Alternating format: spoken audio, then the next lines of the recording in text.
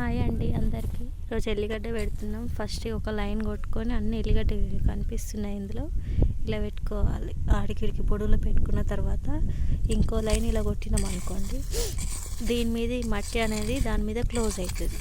మనం ఆటోమేటిక్గా మనం క్లోజ్ చేయకున్నా సరే అదే క్లోజ్ అయిపోతుందండి. చూడండి, లైన్ ఇలా కొట్టుకోవాలి చక్కగా.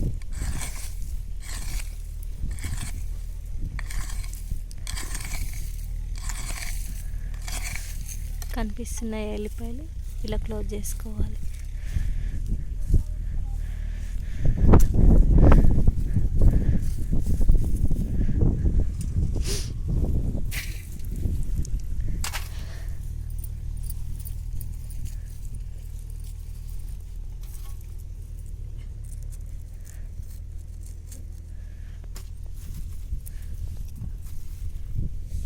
ఇట్లా పెట్టుకోవాలి ఎల్లిపాయలు ఒక్కొక్కటి. ఇది పైనది ఇలా పైకి ఉండాలి, ఇట్లా పెట్టాలి చక్కగా. పెట్టుకొని ఇట్లా క్లోజ్ చేయాలి అంతే.